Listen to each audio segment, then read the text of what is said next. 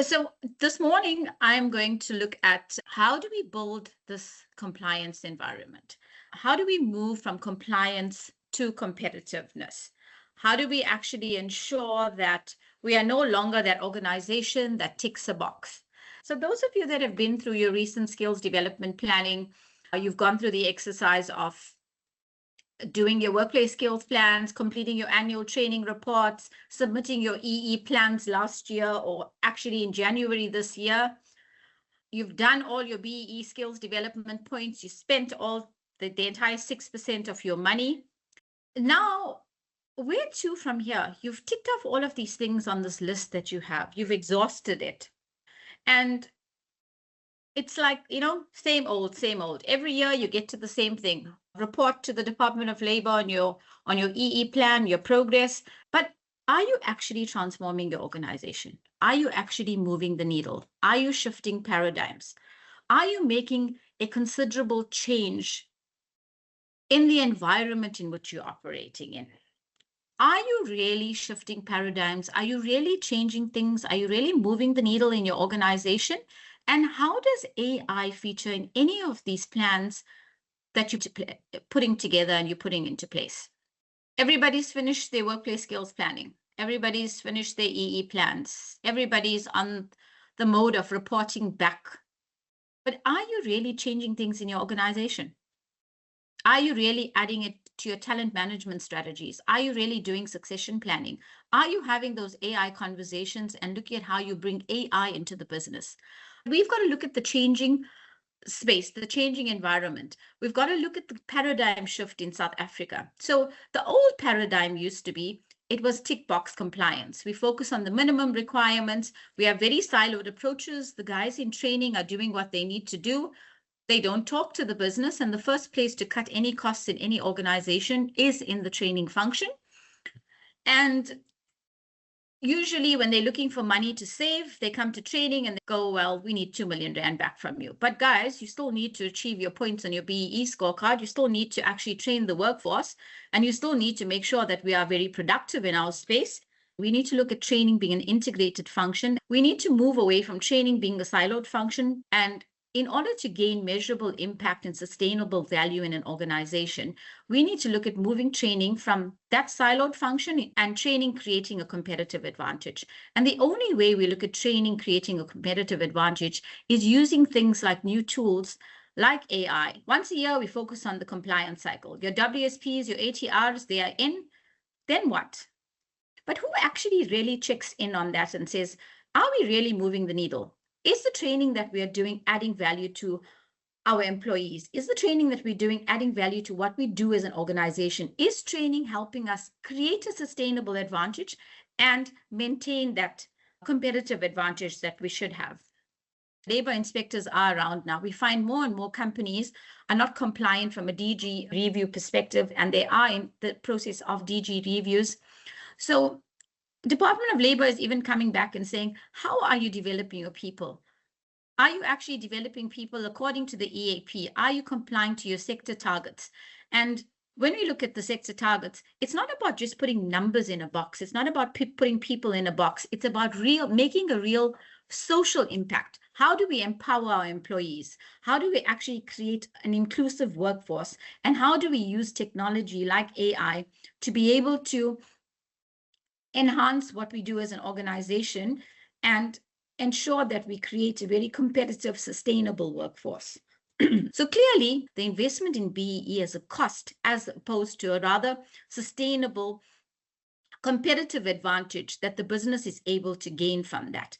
How do we actually incorporate AI? How do we incorporate future-ready skills into this competitive workforce that we want to drive? And it comes with the concept of work-integrated learning. We need to look at how do we drive impact? How do we create more value? And we look at BE transformation, we look at employment equity, we look at how do we create this talent pipeline and capability in our organizations, making our workforces future ready. What do we do in skills development that is different? How do we create this diverse leadership, a talent pipeline? And how do we have succession readiness in place? Corporate South Africa, institutions, training providers, universities all have to work together with organizations in order to create that workplace that is ready for a future workforce, but is also ready for employees to be able to take the organizations further. And your employees are ready for those AI skills. They are using them. They just don't know how to integrate them back into the workforce space. So using AI means employees need to have critical thinking skills. And how many of you actually put critical thinking skills as one of the training courses on your WSP and ATR? Probably didn't, because you didn't think it was needed. So in terms of what are our enablers of success, we need to make sure that we have leadership commitment, we have enough data to make the right decisions, and we need to look at what kind of technology and systems we have in our organizations and how do we engage our stakeholders in the organizations and outside of the organizations to ensure that we have this future-ready organization that is ready to take on technology. Nobody's teaching AI technology at this point in time at university at the level that we'll use it in 20 years' time. So when we do workforce planning, we need to think in years. We need to think about talent management. We need to think about succession planning, but we don't think about them in annual cycles like our WSP, our ATRs, our EE plans. EE plans are now meant to be 5 years. What is our 3-year plan? So when you look at McKinsey's research, it puts a timeline to redirect the career of somebody at 2 to 3 years. So basically what it's saying is somebody, in order to develop into a particular role in a particular job in a workspace, takes 2 to 3 years. They don't take 1 year to do it. So when you are planning for your WSP and ATR, you should actually have a 3-year plan in place, because this year's plan is not going to be the same as next year's plan, because you now have a person on a development plan. They are not going to be in place when the business needs them unless we start future planning and we start future proofing ourselves. Okay.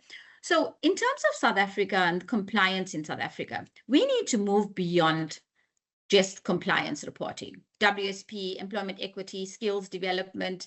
We need to create measurable organizational value, create a competitive advantage for organizations, and we need to move into creating societal value.